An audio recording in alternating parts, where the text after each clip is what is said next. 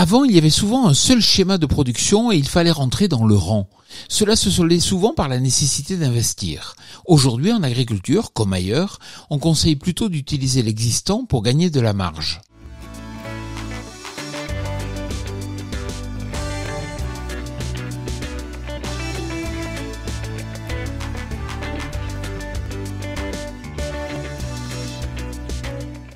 Cette semaine, je vous amène à Fieux, dans le Lot-et-Garonne, à la rencontre de Sophie Provent qui a changé ses productions, mais en adaptant ses nouvelles cultures aux serres existantes. Sophie, pourriez-vous tout d'abord nous présenter votre exploitation ?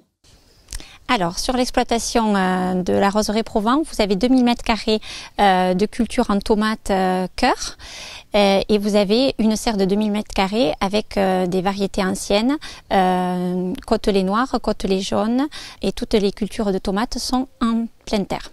Pourquoi ne pas avoir choisi des serres cathédrales ?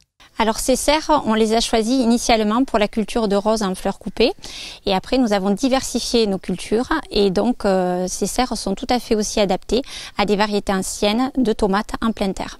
Et elles ne sont pas chauffées ? Non, tout à fait. Nous plantons les tomates début mars et nous les récoltons à partir de début juin jusqu'à fin octobre, voire novembre, d'après les conditions climatiques. Comment luttez-vous contre les ravageurs ? Nous utilisons la lutte biologique et nous introduisons des auxiliaires, Macrolophus, Encarsia, pour éviter tout traitement chimique dans les serres. Et pourquoi introduisez-vous des bourdons ?